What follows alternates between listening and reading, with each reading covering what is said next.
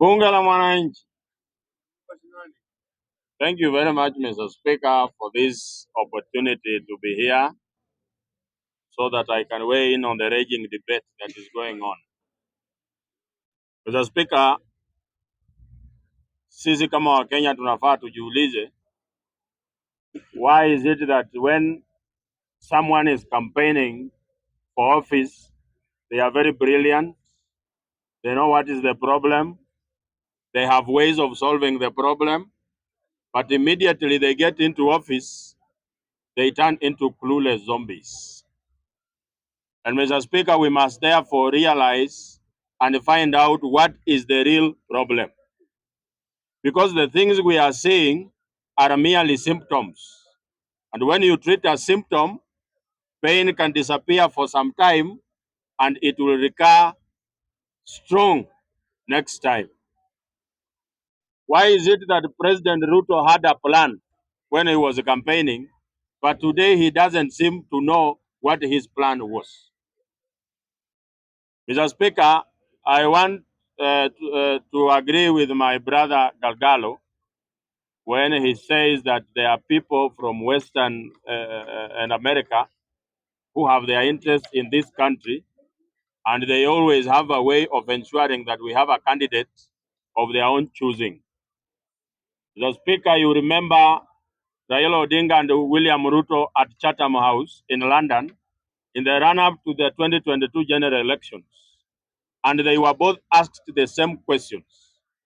And the way the two candidates were answering questions, William Ruto qualified to become the president of this country because he did not provide any solution to the problems we are having. I remember when he was asked about dealing with the Kenyan problem, President Ruto's solution to our problem was to strengthen democracy by empowering the opposition.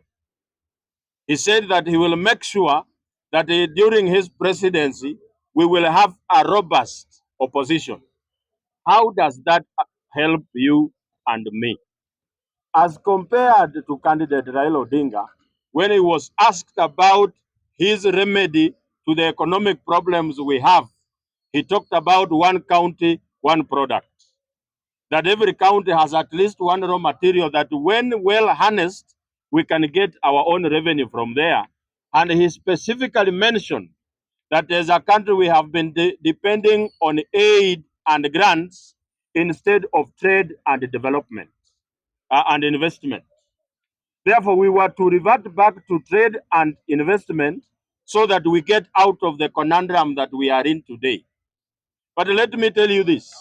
When you talk about stopping importation of second-hand clothes, what is the resultant effect to Europe and America? Go and check how much money European Union makes from Africa by selling to us second-hand clothes. So when Raila Odinga said that he will stop importing clothes, second-hand clothes, it was a red flag for them. Because by bringing second-hand clothes here, they are dealing with the two problems at once. The first problem is they are dealing with the waste management. They are dumping here things that will go bad tomorrow. Ununue hii shati, uvae siku mbili, iharibike, ujue mahali utatupa. Wao huko kwao wanataka kuvaa nguo mzuri. So it's economic. They are making money from us. You saw the report the other day that the European Union made $540 million from cancelled visas from Africans.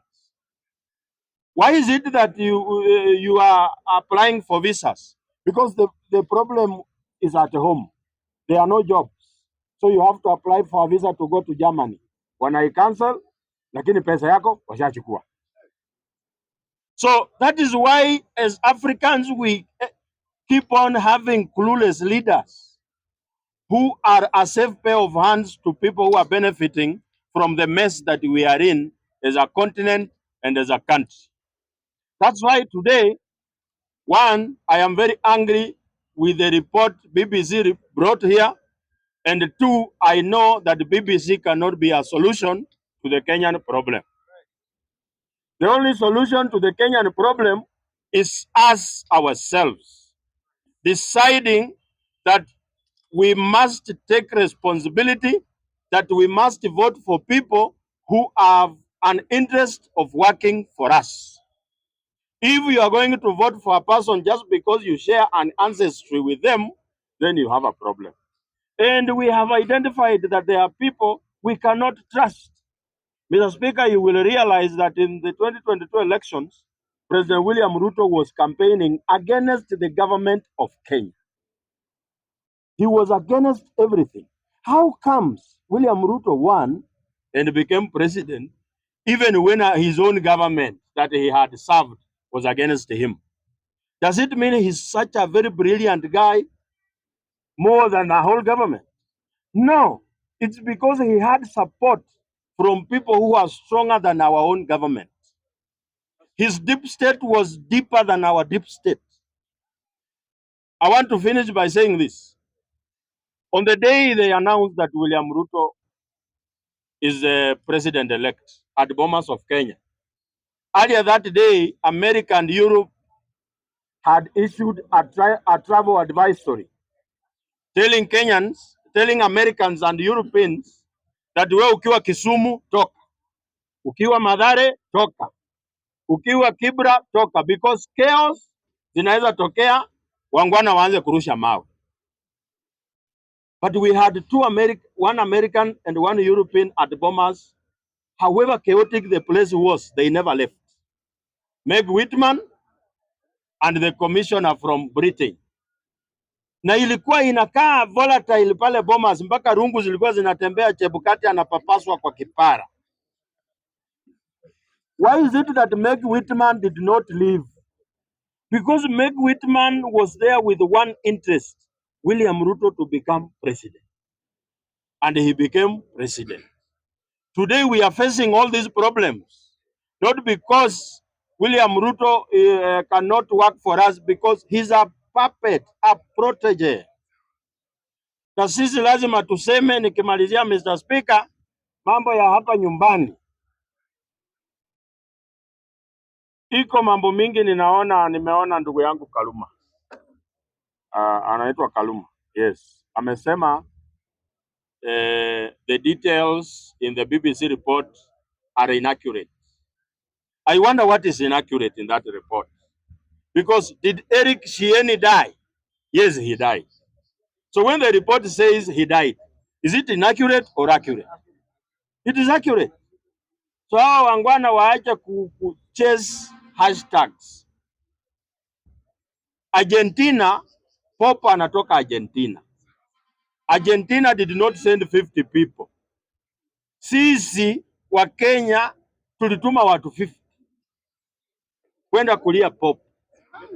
Ruto anatuma Wetangula aenda amrepresent, alafu anamfuata kuangalia vile anakuwa represented. Mambo ya ajabu.